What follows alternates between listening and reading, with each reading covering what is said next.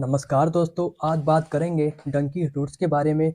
हालिया में शाहरुख खान की एक फिल्म भी रिलीज हुई है जो इस इलीगल डंकी रूट्स की कहानी को बयां करती है, जो अवैध रूप से भारत से यूएसए यूके में प्रवेश करने पर आधारित है। यह आश्चर्य की बात है कि आज यूएसए में अवैध तरीके से प्रवेश करने वाले इमिग्रेंट में पांचवी सबसे बड़ी संख्या भारतीयों की है। वहीं यूके में अनडॉक्यूमेंटेड भारतीय इमिग्रेंट्स तीसरे नंबर पर है। इस डंकी प्रक्रिया का हिस्सा बनने के कारण हर साल कई भारतीय अपनी जान गंवा देते हैं। बावजूद इसके इस रूट से इलीगल तरीकों से प्रवेश करने वालों की संख्या में लगातार इजाफा देखने को मिल रहा है। एक आंकड़े की माने तो 2019 से 2023 के बीच अमेरिका में अवैध रूप से प्रवेश करने वाले भारतीयों की संख्या 5 गुना तक बढ़ गई है। जान जोखिम में डालकर आखिर लोग इस अवैध रूप से यूएसए, यूके, कनाडा जैसे देश जाने की कोशिश क्यों करते हैं? यह पूरा प्रोसेस कैसे होता है? ऐसे बहुत से प्रश्न हैं जो इससे जुड़े हुए हैं। डंकी फ्लाइट्स का या रूट्स का नाम यूएसए, यूके, कनाडा जाने वाले अनडॉक्यूमेंटेड इलीगल इमिग्रेंट्स के लिए प्रयोग किया जाता है। इस टर्म की ओर दुनिया का ध्यान तब गया जब माइग्रेशन पॉलिसी इंस्टीट्यूट ने अपनी एक रिसर्च पब्लिश की, जिसमें शोधकर्ताओं ने इलीगल माइग्रेंट के बारे में अध्ययन किया और बताया कि इस डंकी फ्लाइट का नाम पंजाबी भाषा से लिया गया हुआ है, जिसका शाब्दिक अर्थ होता है दूसरी जगह कूदना। इसका प्रयोग वर्तमान में अवैध तरीके से दूसरे देशों में प्रवेश करने वाले अप्रवासियों के लिए किया जाता है। यदि इस संदर्भ में अमेरिका का उदाहरण लें तो यूएसए में प्रवेश करने के लिए लोग पहले किसी लैटिन अमेरिकी देश जैसे कि पनामा, सैल्वाडोर या इक्वेडोर के देश का वीज़ा लेते हैं। फिर वहां से लैंड रूट का सहारा लेते हुए यूएसए मैक्सिको बॉर्डर का प्रयोग करते हैं, यूएसए में एंट्री करने की कोशिश करते हैं और इस प्रक्रिया में कई लोग अपनी जान भी गंवा देते हैं।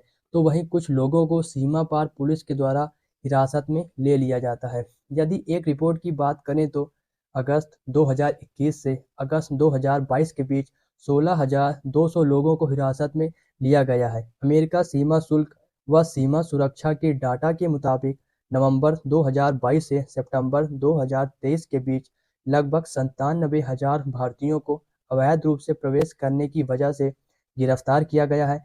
अब सवाल यह उठता है कि इतनी सब कठिनाइयों के होने के बावजूद भी भारतीय इस खतरनाक रूट का सहारा क्यों लेते हैं? दरअसल इसकी शुरुआत ट्रैवल एजेंसी की जाल से होती है।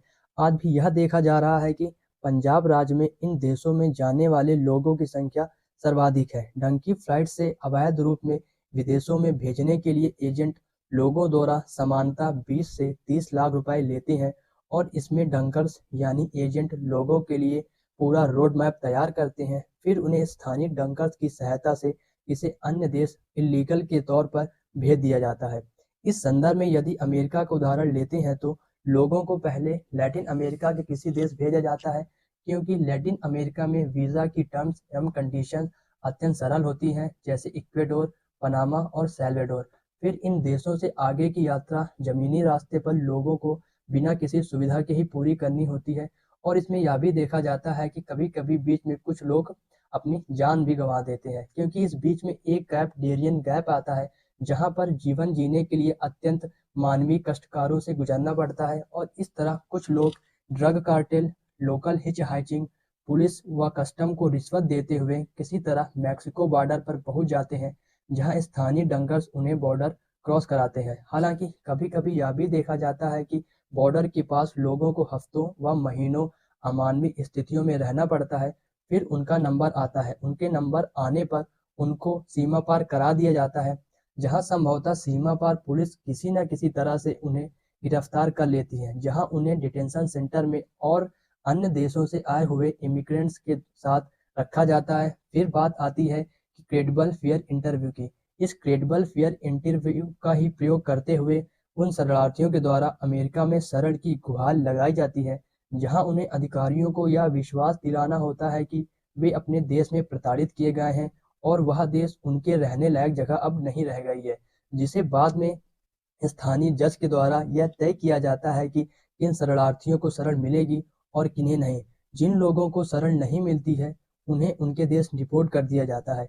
ऐसी ही एक खास स्थिति भारत के संदर्भ में 1984 में सिख दंगों के समय देखने को मिली थी, जब भारत से गए सिखों को शरण मांगने पर उन्हें यूके, यूएसए, कनाडा में शरण मिल गई थी, क्योंकि वर्तमान में भारत में ऐसी परिस्थितियां उपलब्ध नहीं हैं, इसलिए यहाँ से गए हुए शरणार्थियों को आसानी से शरण नहीं मिलती हैं। फिर भी हम सब यह देख रहे हैं कि इन सब कठिनाइयों के बाद भी डंकी रूट्स व डंकी प्रोसेस की संख्या दिनों दिन बढ़ती जा रही है।